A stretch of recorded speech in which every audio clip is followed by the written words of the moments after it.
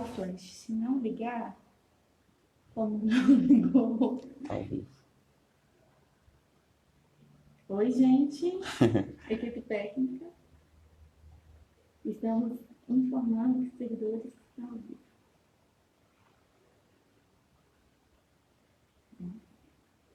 Vai anunciar mesmo. Boa noite. Olá, gente, boa noite.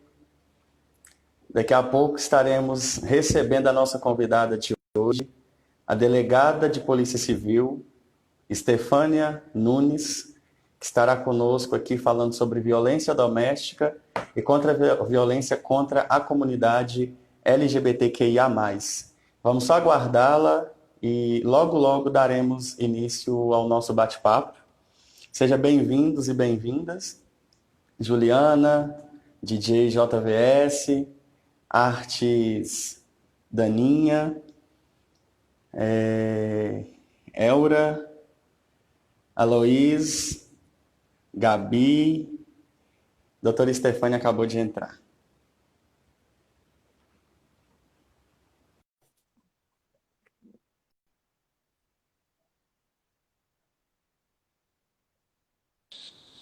Ela chegou.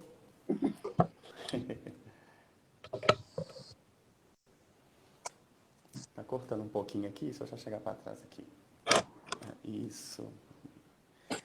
Gente, boa noite, né? Estamos recebendo aqui hoje a nossa ilustre convidada. Gente, só estou adequando aqui que tudo ao vivo é assim mesmo, tá? Então, tudo pode acontecer. Então, nós estamos aí numa fase também de adaptação, porque é muito novo para a gente, nessas reuniões online. E acabamos de receber aqui essa pessoa ilustre que recebeu o nosso convite com muito carinho, a delegada de Polícia Civil, Estefânia, né? A nossa pessoa que tem nos acolhido cada vez mais. Antes de eu apresentá-la, né, com bastante carinho, com bastante propriedade, meu nome é Fábio Paiva, para quem não me conhece. Sou presidente e fundador do movimento LGBTQIA+, de Sete Lagoas. Também sou conselheiro no Conselho Municipal de Promoção da Igualdade Racial de Sete Lagoas, COMPIR. Faço parte também do Comitê Intersetorial de Pessoas em Situação de Rua. Sou zelador e presidente da Associação da Resistência Afro-Brasileira Centro Espírita de Umbanda Pai Oxalá, graduando em Direito e ativista dos direitos humanos. Sejam todos e todas muito bem-vindos. Agora, vou ler aqui para você, gente, que o currículo dela é muito grande, então eu não consigo guardar tantas informações aqui de uma pessoa que só tem a nos agregar, Sete Lagoas só tem ganhado como pessoa como ela. A nossa delegada Estefânia Nunes Valgas, graduada em Direito pela Unifem e pós-graduada em Ciências Criminais e pela PUC Minas Gerais.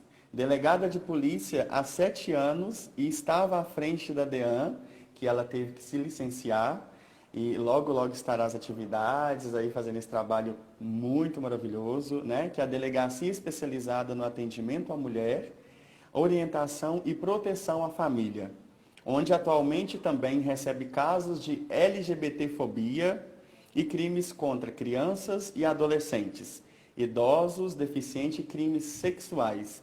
No decorrer das nossas falas, eu vou apresentando mais ainda o currículo dela para a galera, para o pessoal que está nos acompanhando aí.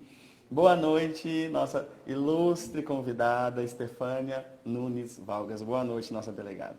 Boa noite, meu querido. Boa noite a todos. Eu estou assim, muito feliz. Eu também vou me adequando aqui, parece que está dando uma microfonia aqui. Qualquer coisa, vocês vão dando os toques e a gente vai se ajeitando.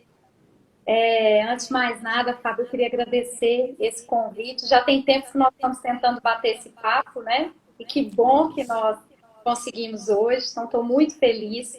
E hoje eu trouxe, inclusive, em homenagem a esse tema que nós vamos tratar. Não sei se ao fundo vocês estão vendo aqui, eu tenho alguns passarinhos. Para quem me conhece, eu amo pássaros, sabe disso. Todo canto da minha casa eu tenho pássaro. E eu acho que os pássaros, eles representam a liberdade. né? E eu acho que essa é a nossa proposta aqui. Então, para que sejamos livres para amar, sejamos livres para as nossas escolhas e que sejamos todos respeitados por nossas escolhas, seja quem for, né? Que Vamos lá, maravilha. então. Estou muito feliz. Vamos lá. Nossa, que satisfação, gente. E nós estamos passando, vivenciando aí, como todos sabem, né, uma onda de violência que todo mundo tem acompanhado.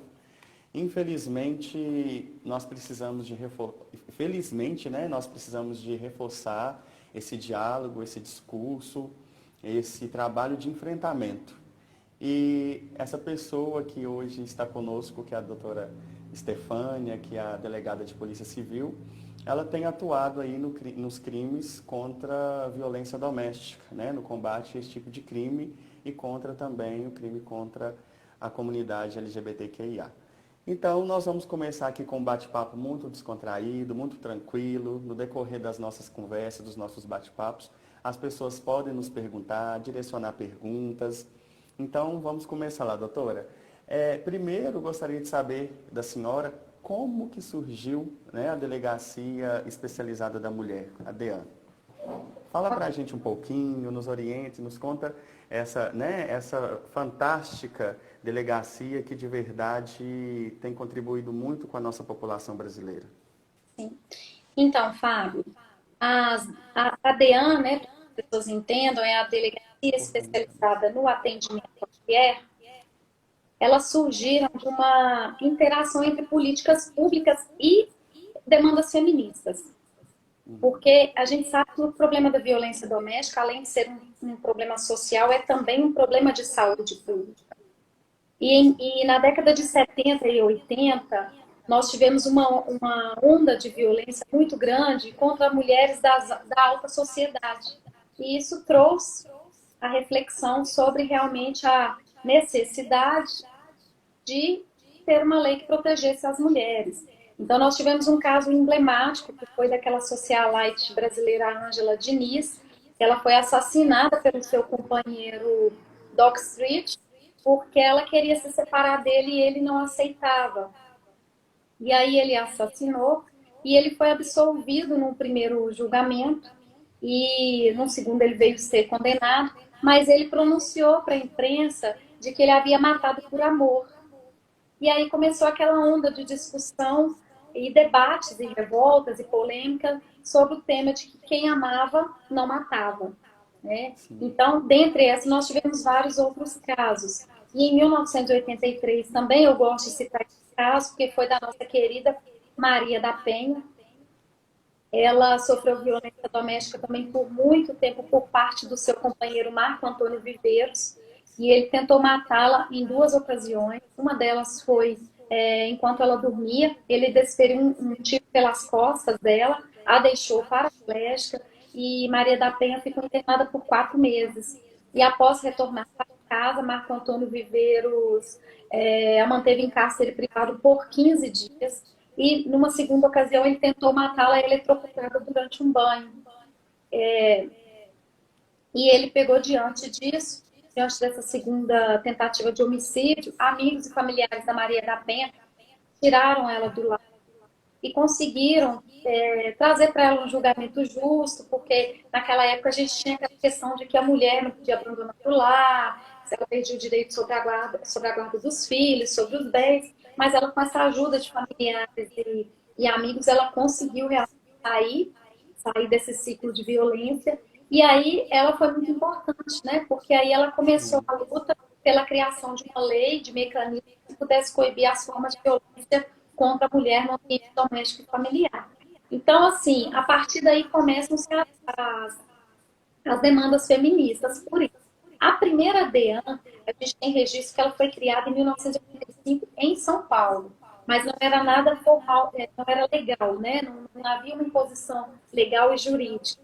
E aí, em 1995, a criação da Lei dos Juizados Especiais, que é aquela lei de 99, os casos de violência doméstica passaram a ser julgados, né, nos juizados de pequena escala. Mas aí foi o grande problema, porque aí o que que acontece? Passou a se transacionar a violência. Porque o Sim. homem, quando ele cometia um abuso contra uma mulher, o que que acontecia? Eles iam para o juizado e lá era transacionado quanto valia aquela lesão, quanto valia aquela ofensa, quanto valia aquela ameaça, e terminavam se pagando cestas básicas e voltava-se, obviamente, aquele ciclo de violência. Aí, com essa lei 1340 de 2006, que ela foi criada e foi, inclusive, apelidada de Lei Maria da Penha, né? Aí passou-se realmente a ter uma determinação de implementação, de um atendimento especializado mesmo pelas polícias, né, pelas autoridades policiais, para que houvesse esse atendimento especializado à mulher e, com isso, a criação de delegacia da mulher. Então, oficialmente, veio com a Lei 11.340. Mas tínhamos antes já movimentos nesse sentido. Ah, que ótimo. Graças a Deus, né, a gente tem hoje, de fato, um poder judiciário que nos ampare, né, que eu falo que ampare essas mulheres e que, de fato, nós temos que fortalecer mais essa rede para que a gente sabe que, infelizmente, a demanda, a procura é muito grande e que temos que atuar de frente aí no combate a esses crimes, né, doutora? Sim. E fala pra gente o significado da DEAN, que muita gente ainda não conhece, não sabe, ou às vezes sabe que é a Delegacia da Mulher, mas não sabe de fato o real significado. Até porque a gente até apelidou também, né? Principalmente no mineiro, que abrevia tudo, a gente fala DAN, né? Mas DEAN é a delegacia especializada no atendimento à mulher. O significado é esse. Entendi. Doutora, como são realizados os atendimentos em defesa à comunidade LGBTQIA? Em qual momento a lei se aplica? Existe um direcionamento? Ok. Bom, aqui em Sete Lagoas, nós temos uma delegacia especializada contra a LGBTfobia, essa comunidade LGBTQIA, nós não temos, né?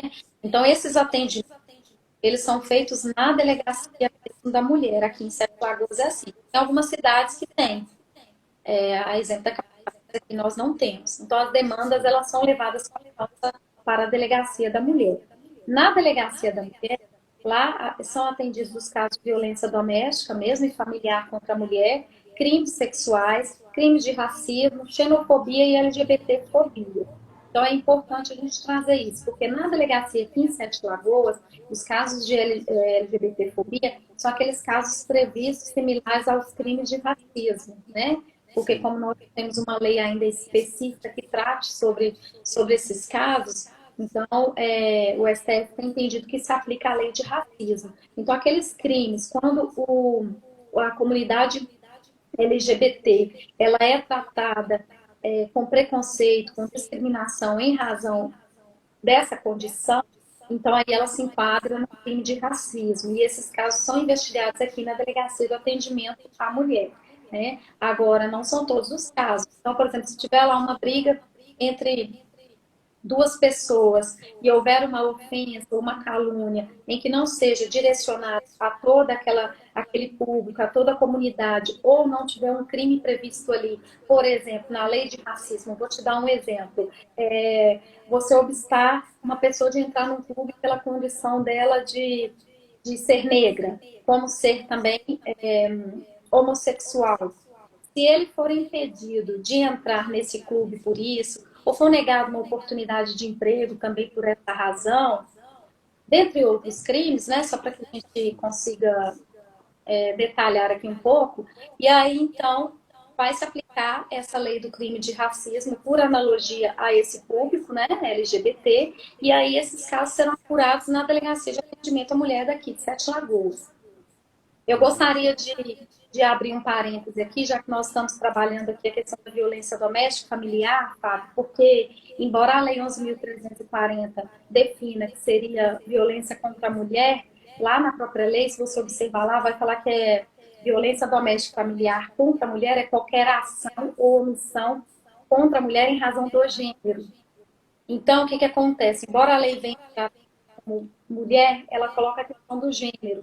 Então, os tribunais, eles têm entendido, e eu particularmente compactuo com essa ideia, porque inclusive eu já apliquei a lei 11.340 ao público trans, os tribunais têm entendido que a lei se aplica a esse público trans ao transexual e ao transgênero, por quê?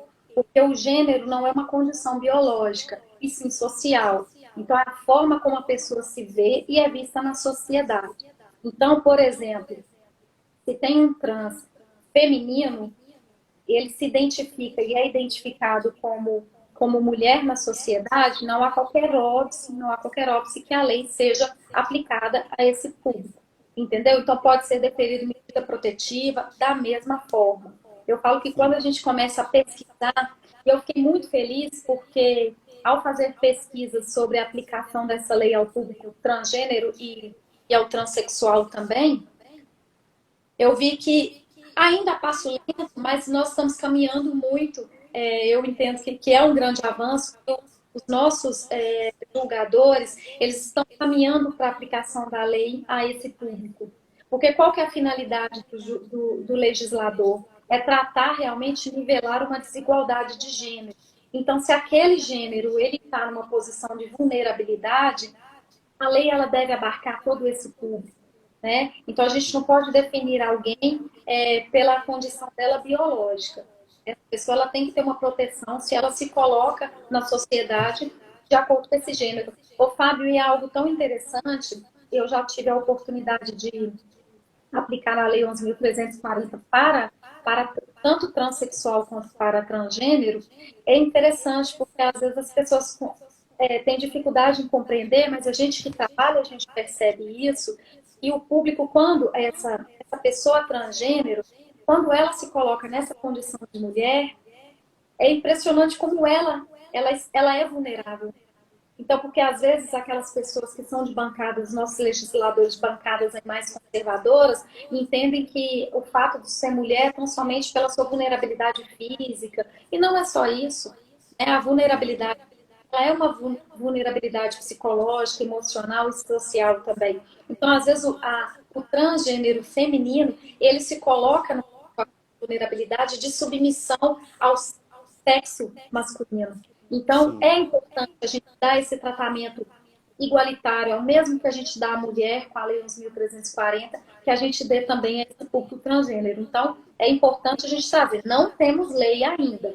Nós temos um projeto de lei, o 191 de 2017, ele ainda tramita na CCJ, mas já foi aprovado, e ele é de autoria do ex-senador Jorge Viana, e ele busca exatamente isso, para que a lei, ela de forma expressa, né, de forma expressa, ela abarque esse público transgênero e o transexual. Então, assim, ele ainda está emperrado por questões, às vezes, de bancada conservadora, ele está emperrado ainda no Congresso, mas vamos torcer para que realmente vire lei a obrigatoriedade, né, dessa inserção do público transgênero e transexual na Lei 11.340. Então, só para que fique claro para o público, lei ainda não existe, mas os tribunais, através de juízes, né, dos nossos magistrados e também as autoridades policiais, boa parte delas já tem estendido essa Lei 11.340 para esse público, tá?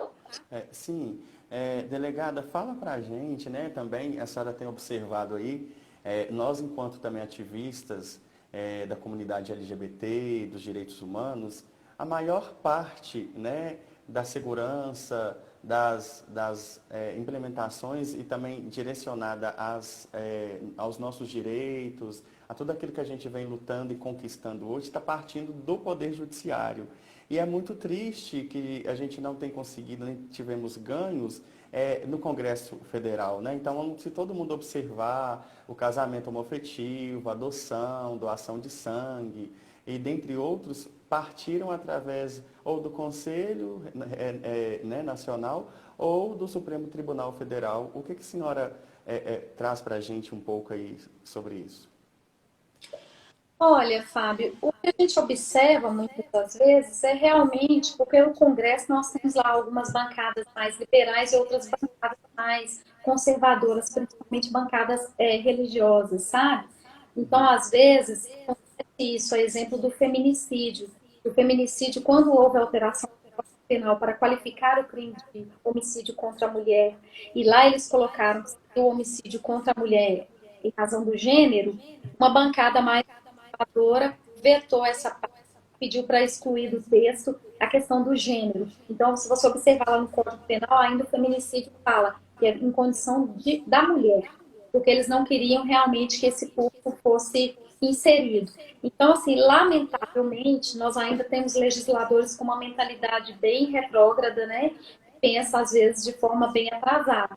Mas, por outro lado, temos sim legisladores muito bons que também pensam de forma mais ampliativa e buscam a dignidade da pessoa humana, o respeito ao ser humano, independentemente da orientação sexual, do gênero, da forma como ele se coloca, se autodetermina. Mas o judiciário realmente tem trazido aí grandes ganhos. Exemplo disso, que é o que eu te falei quando a gente começa a pesquisar, que a gente vê muita decisão ampliando a Lei 9.340 para esse público transgênero, eu vi assim, várias decisões nesse sentido, a exemplo de um caso que teve um juiz do Distrito Federal que ele aplicou a Lei 11.340, com direito a medidas protetivas, a uma transgênero que foi agredida por seu companheiro. Né? E nós tivemos também um caso bem emblemático também, muito, muito interessante, e eu acho que ele faz história, que foi a transgênero, a Bruna, que ela foi agredida por sua mãe. A mãe acreditava que ela não fosse, que ela seria portadora de uma doença mental, o fato dela ser transgênero, e a mãe a internou em uma clínica psiquiátrica de forma compulsória, e também ela conseguiu sair e tal, e depois ela raspou a cabeça dela. Então, o Tribunal de Justiça, o juiz do Estado do Rio de Janeiro, de São Gonçalo, ele conseguiu aplicar a Lei 11.340 e deferiu medida protetiva a essa transgênero para que sua mãe não aproximasse dela. Então, assim, a gente vê muita decisão positiva do judiciário, mas a gente vê também, tem muito empenho do legislativo, sim. Está precisando unir forças aí e vencer essa bancada aí mais conservadora. Porque, na verdade, né, Fábio, o legislador ele não tem que buscar ali a satisfação de um interesse próprio, de uma convicção própria. O legislador, o poder público, os representantes do povo, eles têm que buscar a igualdade de todos, né? E esse nivelamento da desigualdade. Então, é esse que nós temos que buscar. Da mesma forma que buscou e conseguiu essa proteção da mulher, tem sim, é necessário e urgente que se reconheça também essa igualdade entre o público LGBT. Entendi. Fala pra gente o que mais lhe chama atenção em casos que a violência contra a mulher fica configurada, doutora? Olha, Fábio, o que chama muito a minha atenção é que quando as mulheres chegam à delegacia, né, vítimas de violência, a gente observa que os casos são muito semelhantes entre as mulheres, as histórias são muito parecidas.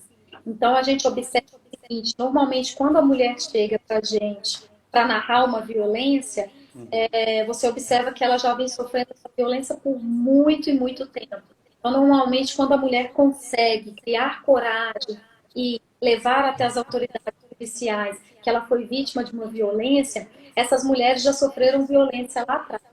E isso a gente observa porque nessas questões que envolvem a violência nesse âmbito doméstico, familiar, há um ciclo de violência.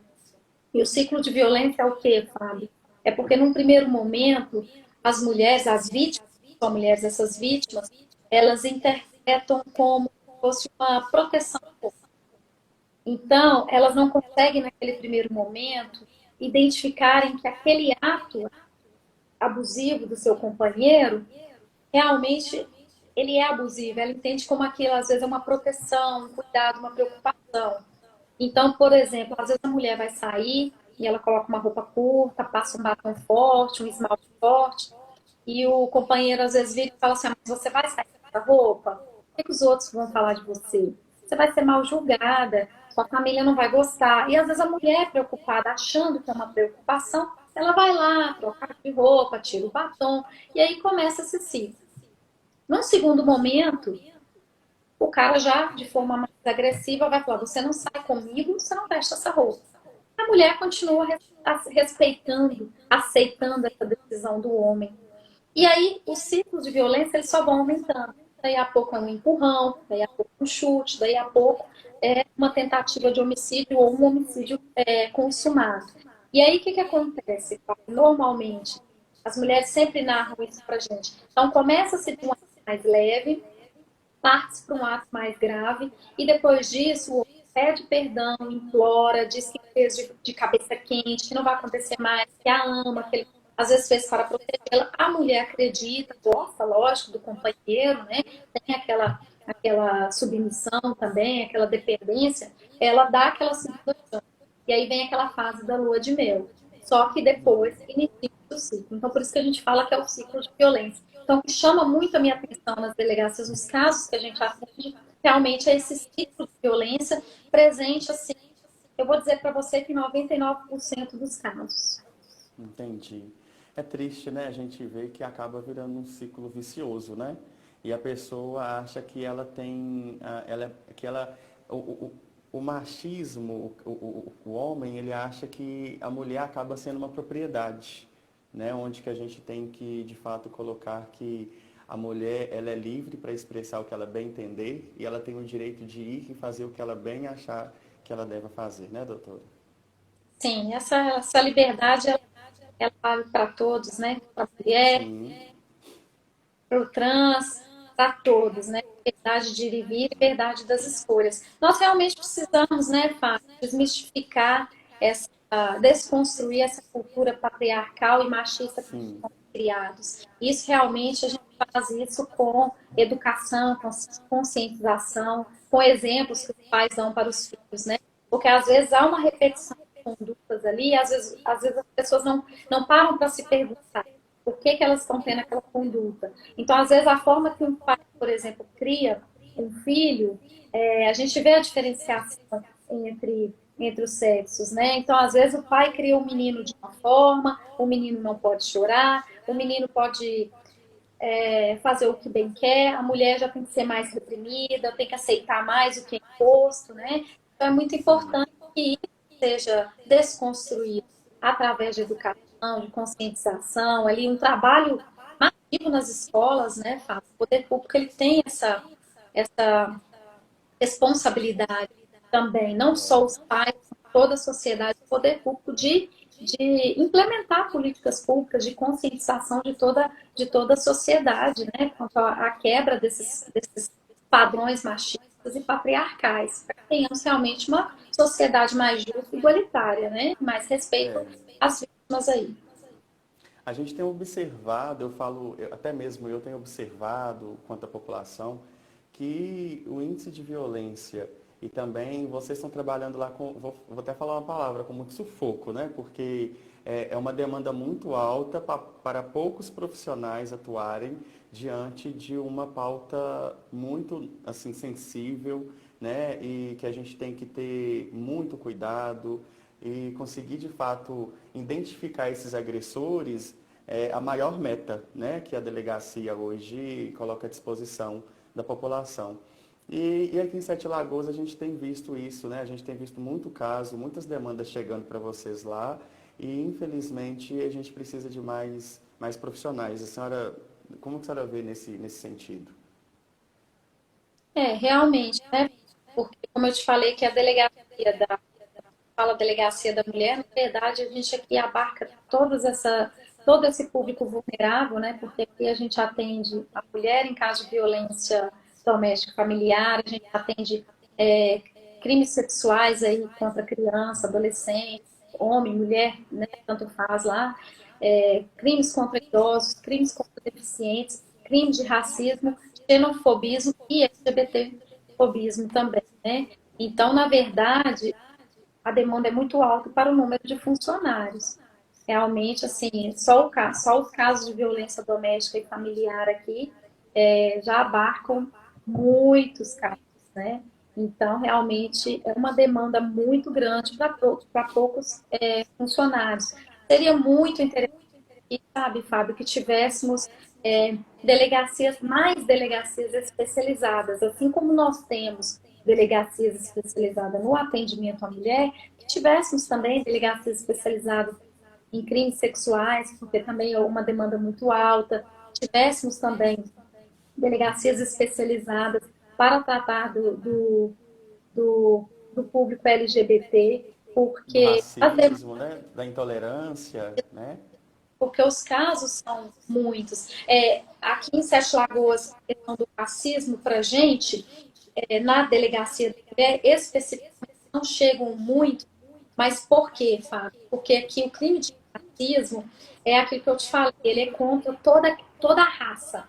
Então, é todo contra a raça negra. Então, é aquelas questões mais abrangentes. É uma pessoa negra ser impedida de prestar um serviço público, ser impedida de entrar num local público, ser impedido de pegar o elevador lá no prédio, em razão da cor dele.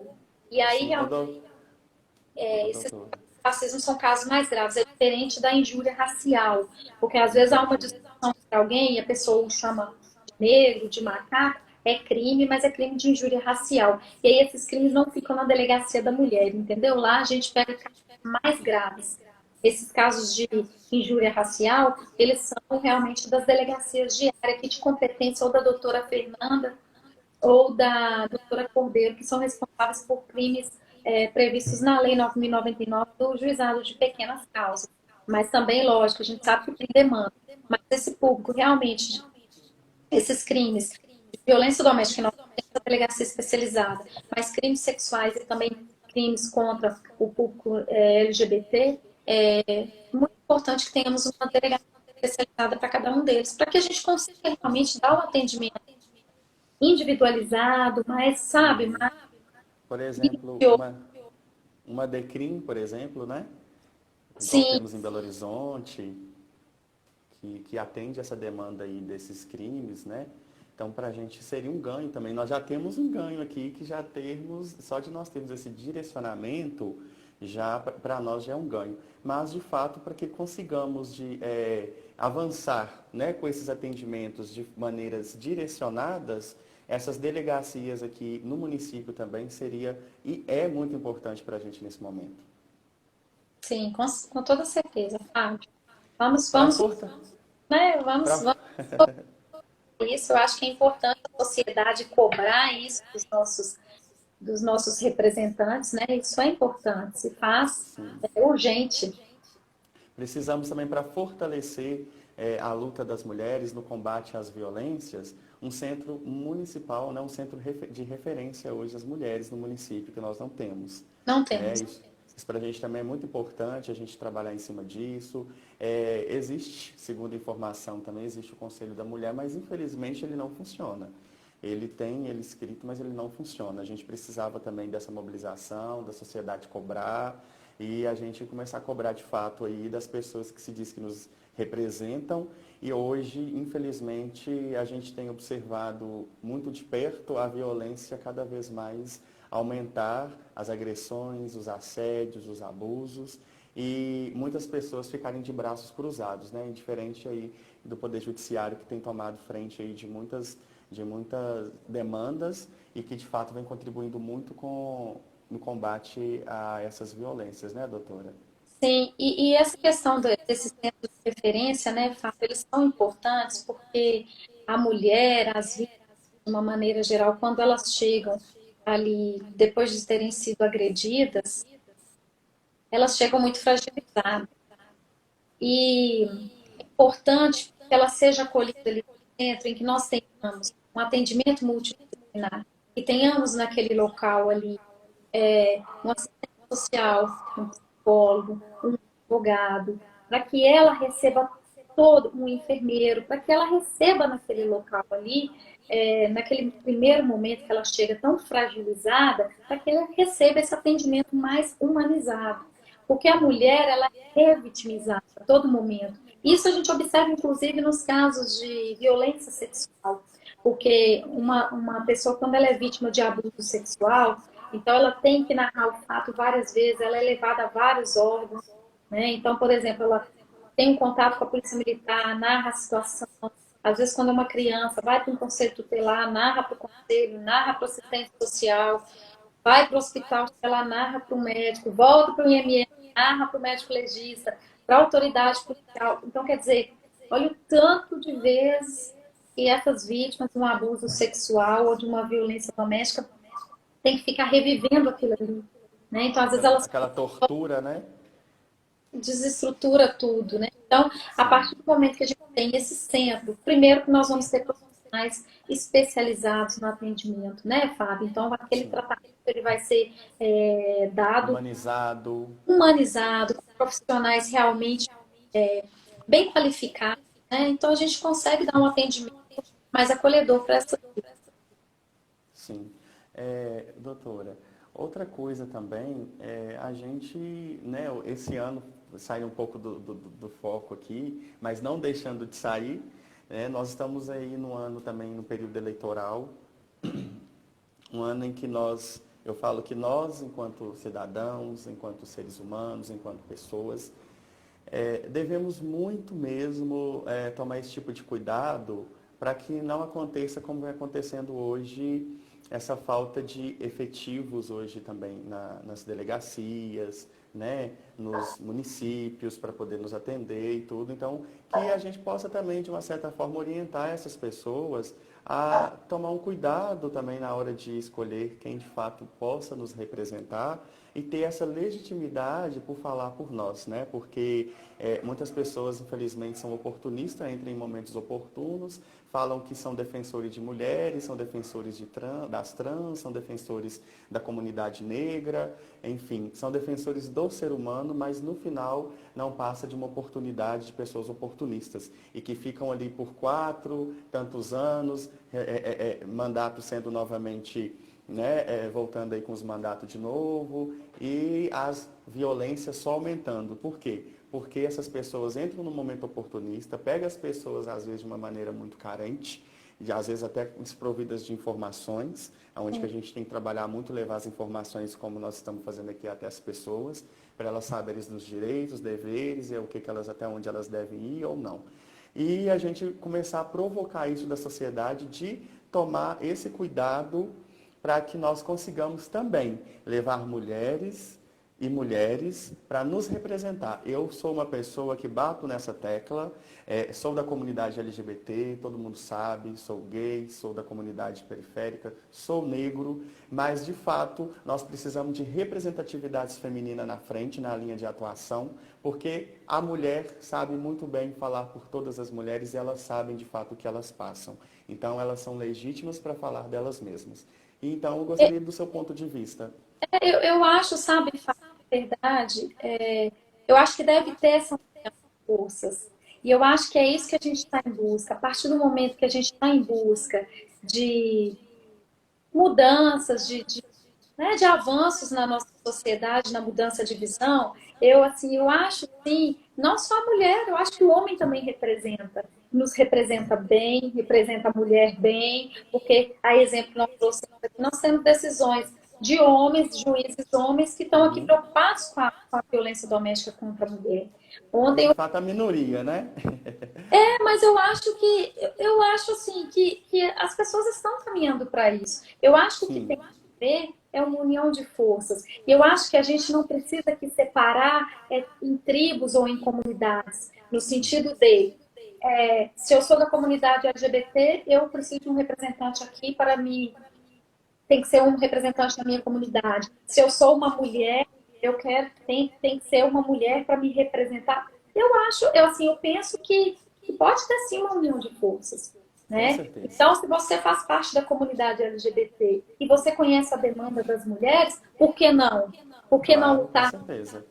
Se eu estou aqui representando a mulher, por que não representar a comunidade LGBT? Eu acho que o que a gente tem que entender é que todos nós temos que ser respeitados, independentemente se mulher, se comunidade LGBT, se homem, se negro, se pobre. Eu acho que é isso que a gente tem que buscar. Ontem eu fiquei muito orgulhosa porque eu participei de uma roda de conversa pelo grupo da Iveco e a manifestação dos homens foi massiva.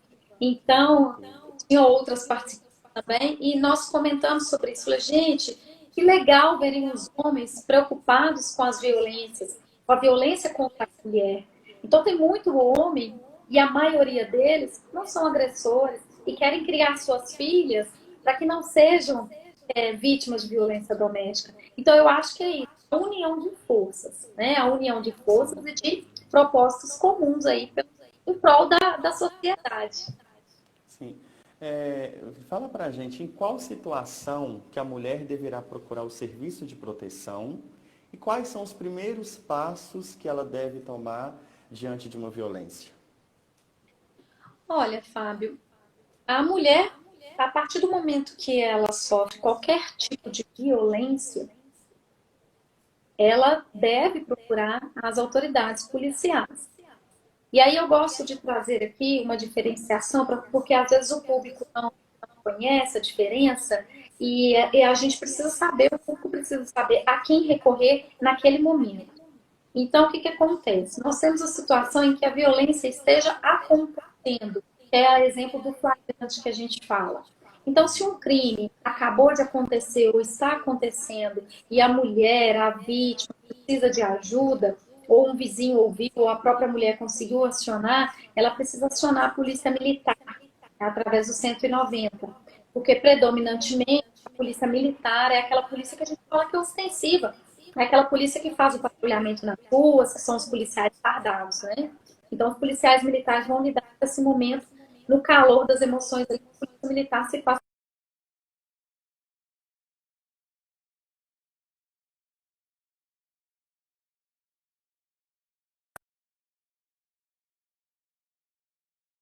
Ouvindo aí, deu uma travada.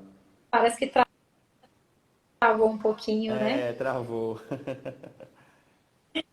Mas aí eu estava falando, era isso mesmo, dessa questão da polícia militar se fazer presente no momento que a violência está acontecendo ou acabou de acontecer. Agora, se a violência já acabou, já passou, né? Já passou aquele momento ali, ou a pessoa fugiu e a violência, aquele crime vai ter que ser investigado, ou a vítima precisa de uma medida protetiva, é importante que ela procure a Polícia Civil, porque nós da Polícia Civil somos responsáveis por investigar aquele crime, correr atrás ali, apurar a autoria, saber quem foi o autor, a motivação, pedir medida protetiva para as mulheres, para as vítimas da violência doméstica, né? E a partir daí até representar por um pedido de prisão, se for o caso. Então é importante essa diferenciação. Entendi. Aqui, nós estamos com pouquíssimos tempos, né? Porque o bate-papo está tão gostoso, está tão bom, que a gente nem observa, né, o tempo passar. E assim, dentro das nossas, da nossa live aqui, tem diversas pessoas participando, uma rotatividade, às vezes por questões de conexão, né, doutora? E aí temos pessoas aqui na nossa live aqui que estão nos acompanhando, tem o Aloís Lourenço, que ele é presidente do movimento MG7 aqui também, que está à frente da luta contra a LGBTfobia. Tem a Tice Beauty, que é uma drag Miss Sete Lagoas, Miss, né? Ela é Miss Sete Lagoas. E também faz parte, vice-presidente do movimento LGBT, a qual eu sou o presidente. Tem o nosso amigo aí também de luta, companheiro do Bairro Progresso também, maquiador exemplar, Rona Matos, que acabou de entrar.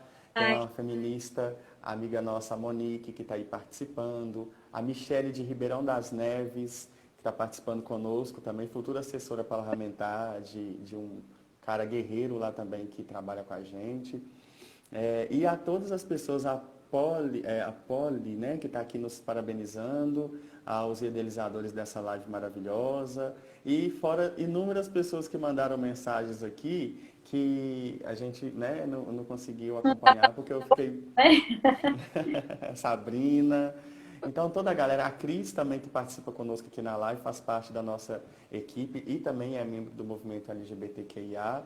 E eu gostaria de saudar todas essas pessoas, a cada uma de vocês que estão participando, né, doutora, que tiraram o tempo para poder grande beijo nos a todos, assistir. temos amigos, parentes aí participando, e as pessoas que eu estou conhecendo hoje, fico muito feliz também com a participação e interação de todos.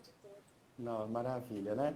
Aqui, eu gostaria também, nesse bate-papo que nós estamos colocando aqui hoje, que a senhora colocasse para a gente a questão do casal homoafetivo. Como que esses casais ficam diante da Delegacia Especializada da Mulher? A qual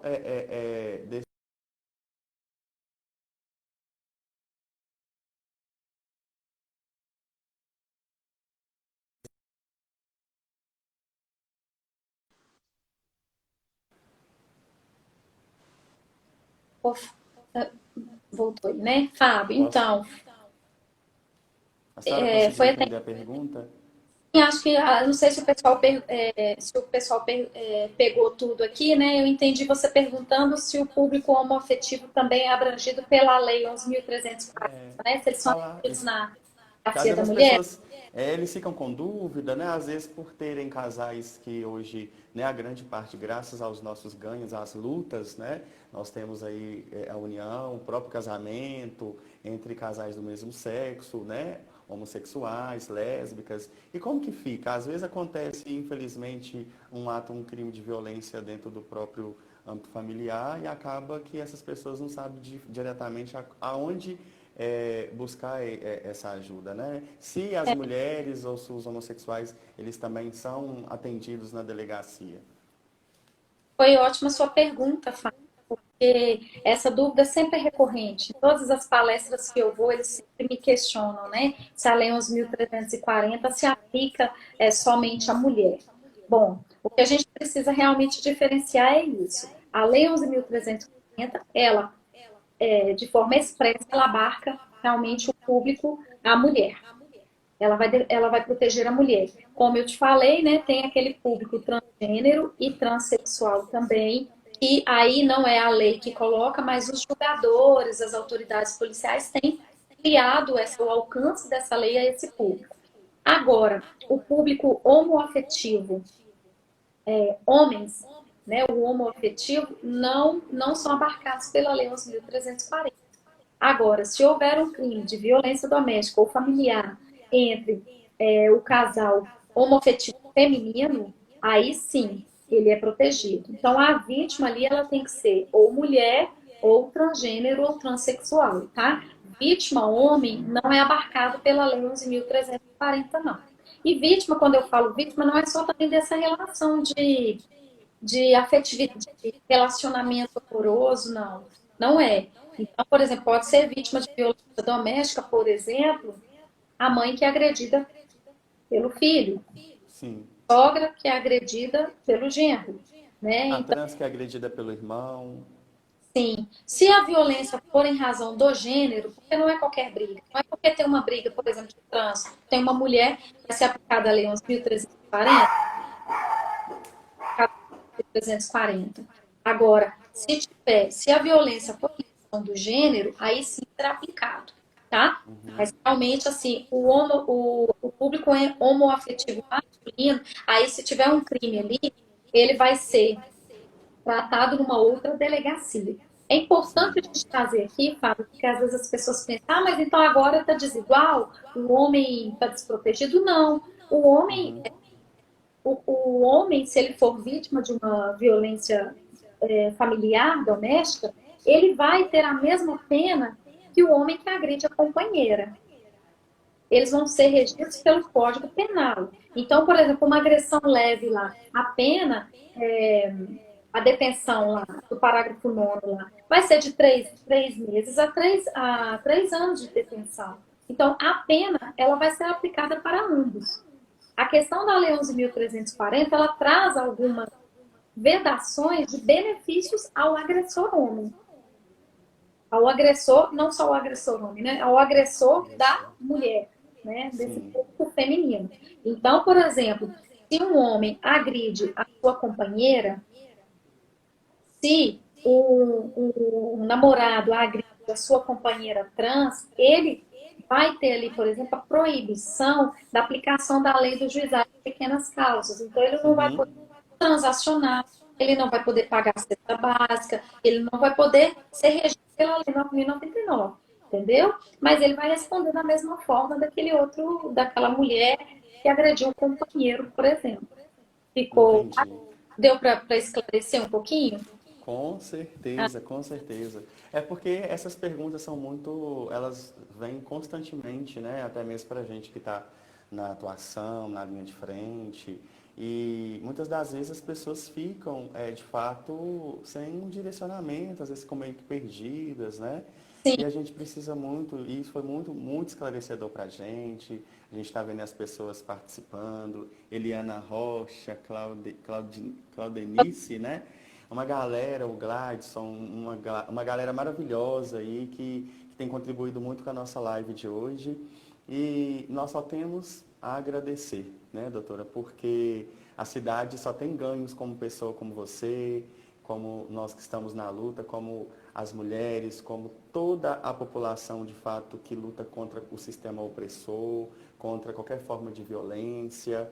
E estamos aqui para isso, para poder construirmos, lutarmos por políticas públicas, por Isso. direitos, né?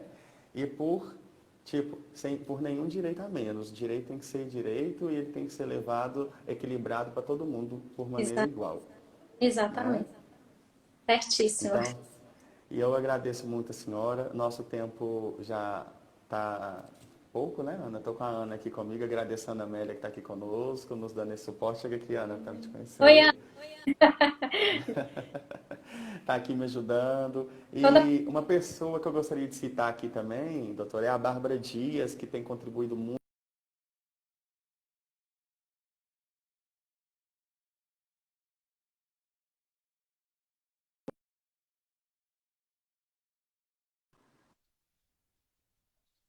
companheira da gente para todos os momentos. Então, assim, é gratidão mesmo para com todas essas pessoas. Artes, Daninha, parabéns pela live. Muito obrigado a você, gente. E deixo aqui um afetuoso abraço a todas as pessoas. Se puderem, gente, fiquem em casa, né? Se não puderem, que seja por extrema necessidade mesmo. E vamos manter o distanciamento, isolamento social, porque precisamos, de fato, hoje ter essa consciência do combate ao coronavírus, né, doutora? É isso aí. Ô, Fábio, eu também não posso sair sem agradecer. De jeito nenhum. Estou muito feliz com essa live. Eu estou comentários. Pena que não dá para a gente agradecer um a um, né? Mas eu agradeço de coração ao carinho de todos. Te agradeço por essa oportunidade. Eu acho que a gente tem que promover mais encontros, conversas como essa, né? Que eu acho que elas são enriquecedoras e que eu acho assim que juntos nós somos mais fortes, né? Então vamos Com lutar certeza. juntos mesmo por melhorias, por uma sociedade justa, igualitária, em que sejamos livres para amar e nos respeitar, né? Temos que nos respeitar como somos, independentemente do que somos. Eu estou muito Ô, feliz, eu agradeço muito. deixa eu te perguntar, a senhora quer complementar alguma coisa? Quer complementar, falar mais alguma coisa? Pode ficar à vontade, estamos aqui em casa. Feliz, é isso, já disse tudo já. Então tá, gente. Ana, tem como a gente já divulgar a próxima ou ainda não foi? Ainda não. Não? As próximas estão para ser confirmadas, mas ainda a gente não tem exatamente quem vai ser o próximo convidado, mas fiquem ligados porque a gente vai ter live toda semana. Que Fala, ótimo. Então tá fala. aí, gente. Anotem. Obrigado, doutora. E eu Grande peço abraço. a todas as pessoas que nos acompanhem você, esse trabalho seu maravilhoso que eu tenho acompanhado nas redes. Tive a oportunidade de conhecê-la pessoalmente e agora, diante do Covid, a gente está tendo esse distanciamento, mas nós estamos conseguindo ter a aproximação, permanece através do telefone, através das telas. E agradeço a cada uma de vocês que nos deram essa permissão de entrar nas suas casas, de tirar o tempo para nos assistirem. Doutora Estefânia, muitíssimo obrigada. A senhora é uma pessoa ilustre, maravilhosa, muito humana. Além de tudo e qualquer profissionalismo que a senhora tem, de qualquer bagagem de conhecimento, a sua humildade, ela fala tudo, tudo, tudo, tudo. Isso aí pra gente é muito lindo, que deixa você cada vez mais linda, viu? Para você, meu querido. Estamos aí à disposição, né? Não sei se o pessoal sabe também. Me sigam lá no meu Instagram, Delta Estefânia. E que precisarem, nós estamos aí. Juntos somos mais fortes. Juntos são mais fortes. Um beijo. Obrigado, gente. Fiquem com Deus. Tchau, tchau. Tchau, tchau.